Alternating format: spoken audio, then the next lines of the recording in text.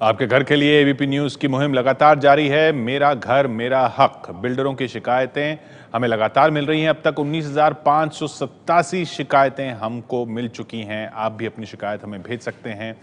अब तक 19,587 शिकायतें आपकी हमें मिल चुकी हैं। लगातार आपकी परेशानियों की शिकायतें हमें मिल रही हैं। हम बिल्डरों से बात कर रहे हैं, सरकार तक आपकी शिकायत पहुंचाएंगे।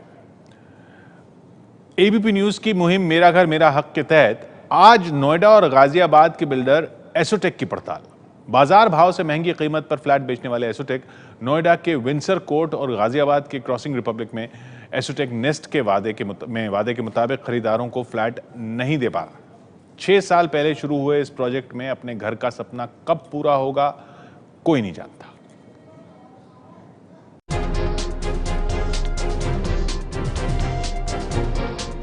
नोएडा के सेक्टर 78 में एसोटेक के प्रोजेक्ट विंसर कोर्ट के सामने बिल्डर के वादे का दस्तावेज लेकर खड़े हैं संदीप मित्तल।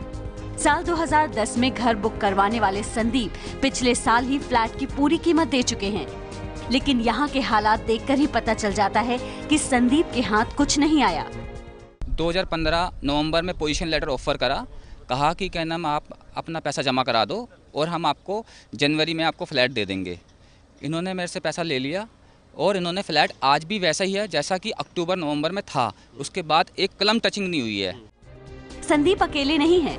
यहाँ मौजूद ऐसे कई खरीदार हैं जो फ्लैट के लिए एसोटेक की ब्रांड एम्बेसडर रह चुकी अभिनेत्री सुष्मिता सेन तक से फरियाद कर चुके हैं, लेकिन उन्होंने ये बताकर पल्ला झाड़ लिया कि अब वो ब्रांड एम्बेसडर नहीं है। एसोटेक से बात करने पर या तो पैसे की कमी की बात सामने आती है या फिर एक नई तारीख। नोएडा का विंसर कोर्ट साल 2010 में शुरू हुआ था। 6 टावरों में से अब तक सिर्फ 3 टावर ही बने हैं। साल 2013 तक पोजीशन मिलना था, लेकिन 6 साल से खरीदार इंतजार ही कर रहे हैं। नोएडा के सेक्टर 78 में बन रहे एसोटेक विंसर कोर्ट में वैसे तो कुल 6 टावर्स हैं, लेकिन काम अभी पूरा नहीं हुआ है। आज भी 3 टावर्स का काम ही एक तरीके से कंप्लीट बताया जा रहा है। 3 टावर्स में अभी भी काम चल रहा है। कुछ ऐसा ही हाल गाजियाबाद के क्रॉसिंग रिपब्लिक में मौजूद एसोटेक के दूसरे प्रोजेक्ट एसोटेक नेस्ट का भी है। अब हम बात कर रहे हैं एसोटेक के उस प्रोजेक्ट की जो कि क्रॉसिंग रिपब्लिक में बना हुआ है।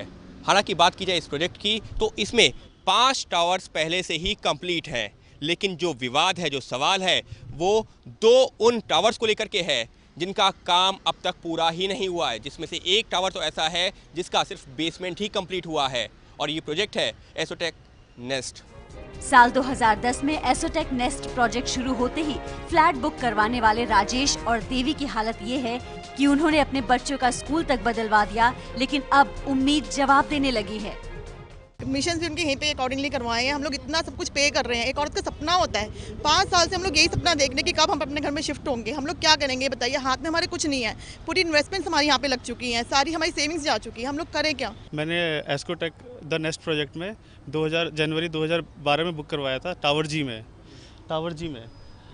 अभी टावर जी को 4 साल हो गए।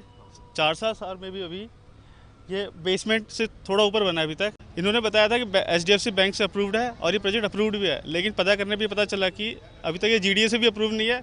अब पता नहीं बैंक ने कैसे इसे अप्रूवल दे दिया, ये भी एक समझने की बात है।